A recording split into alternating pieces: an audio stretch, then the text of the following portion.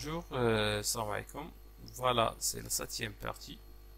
On va déborder les temporisateurs. On va commencer par les temporisateurs travail, DLON, ou on peut appeler aussi TON. C'est l'abréviation. T c'est travail, ON c'est ON, c'est switch on, c'est-à-dire travail. Cela signifie que le temps sera compté par rapport à la mise en service de la référence de base. C'est-à-dire, lorsque le relais, la bobine du relais reçoit une alimentation, donc ces contacts, il va changer ses états après un certain temps. Comment? Par exemple, si on a un contact ouvert, lorsque la bobine A1 entre ces bornes A1 et A2 reçoit une alimentation électrique, donc pour changer l'état NO vers l'état NC, donc on a besoin d'un temps, c'est-à-dire 3 secondes, 5 secondes selon les réglages des relais. Mais lorsque la bobine est désactivée, c'est-à-dire il n'y a pas une alimentation à ces bords, donc le revient, c'est-à-dire on va revenir à l'état initial de NC vers NO.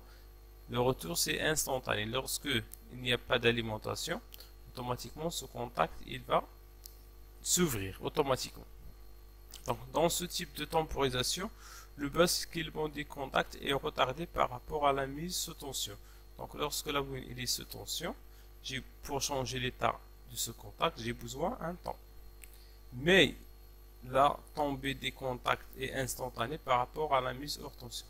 S'il n'y a pas une alimentation au borne de la bobine, donc automatiquement l'état initial. Donc automatiquement le contact revient à l'état initial.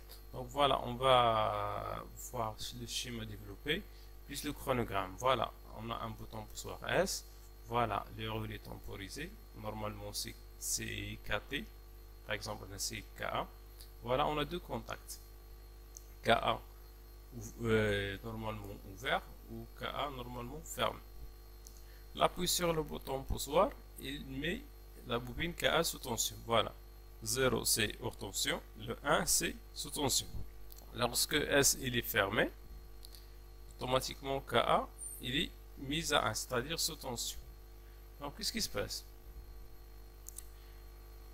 Dès que S1 il est fermé, KA il est sous tension.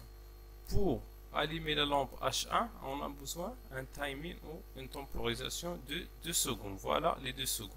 Voilà. Depuis l'alimentation de KA, je compte 2 secondes pour mettre la lampe à 1, c'est-à-dire sous tension. Voilà, sous tension. H2, il est sous tension parce que KA il est fermé. Après un certain temps après un certain temps, voilà 2 secondes, je peux marquer que la lampe H2 il est hors tension. Lorsqu'on relâche le bouton poussoir, c'est-à-dire KA il est hors tension, je peux marquer que H1 il est instantanément il y a une rupture de tension au borne de H1. Donc la lampe H1 il va atteindre, c'est-à-dire vers 0. Au H2 il s'allume parce que le contact en repos il est fermé. Donc c'est facile. Donc on passe pour T off. Voilà, relais temporisé, repos T off. Temporisé, repos normalement.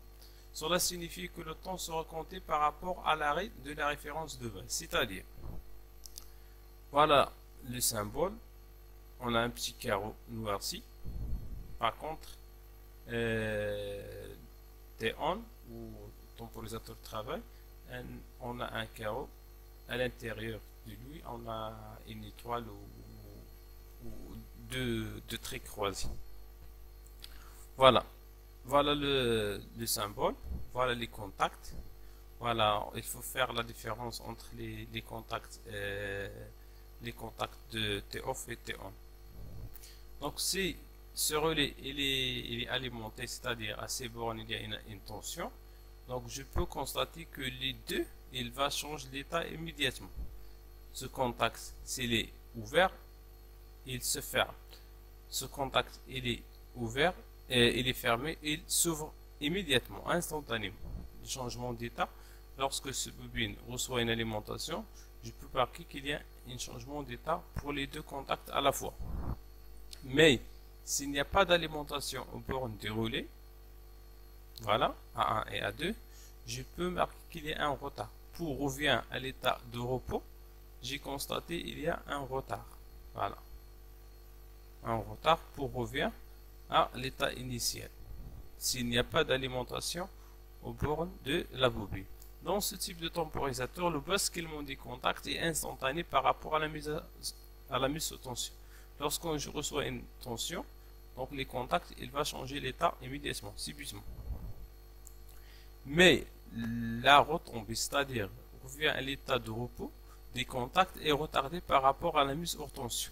Donc s'il n'y a pas d'alimentation au bord de cette bobine, je peux constater qu'il y a un retard pour revenir à l'état de repos. Par exemple,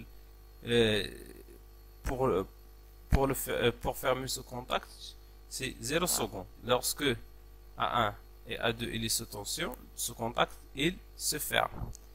Mais s'il n'y a pas d'alimentation au bornes de la bobine A1 et A2, je peux constater qu'il y a un retard, par exemple 2 secondes, 4 secondes selon le réglage. Voilà le schéma développé plus le chronogramme. Si j'appuie sur S1, K1 il est sous tension automatiquement. Automatiquement K1 il est sous tension. Les deux contacts, il va changer ses états. K1 il se ferme, Ka il s'ouvre automatiquement. Ka il est sous tension égale les deux contacts, il sera inversé. Ka fermé et Ka ouvert. Voilà. Si S1 il est mis à 1, c'est-à-dire il est actionné, Ka il est sous tension, H1 il est alimenté. Mais lorsqu'on relâche le bouton S1, le bouton poussoir S, je peux voir que Ka il est hors tension, mais la lampe elle reste allumée pendant un certain temps. C'est 3 secondes. Voilà. Il est toujours sous tension pendant lorsque le décomptage il est terminé, donc il va revenir à l'état de repos, c'est-à-dire il va éteindre la lampe. Voilà. Mais par contre, H2 c'est inversé que H1. Voilà, on a besoin de 3 secondes pour que la lampe revienne. Temporisation. Voilà, c'est l'état de repos. Voilà le temporisateur T1 ou le temporisateur travail. Voilà le temporisateur repos ou T-off. Donc on va commencer par T1. Juste pour comprendre ce qui se passe. Donc j'ai besoin d'aligner les deux bobines. Voilà.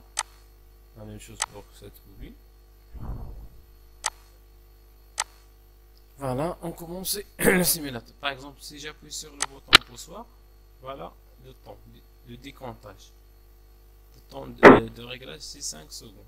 Lorsque je relâche, voilà, c'est la rentrée parce qu'on a le rentrée par os. Voilà, j'appuie sur S3, le comptage, voilà, 3, 2, 1, 0, fermeture de T1. C'est clair? Mais ici, on a l'inverse. Si j'appuie sur S4, T2 il est sous tension, T2 il se ferme automatiquement, instantanément sans retard. Voilà, sans retard, il y a la sortie de VLA. Si je relâche S4, je peux constater qu'il y a un décomptage. Voilà, le timing c'est 5 secondes. Voilà, voilà, la rentrée de VLA se fait après 5 secondes. Voilà, je peux le refaire. Voilà. La fermeture de T2 c'est instantané, mais la rentrée se fait après un retard. Voilà. Voilà, le retard c'est 5 secondes. Je pense c'est clair pour la temporisation. C'est la même chose, soit pour l'électricité, soit pour l'électropneumatique, soit pour l'électrique plus pneumatique. Donc c'est la même chose. Voilà, si vous avez des questions, tu peux laisser en commentaire.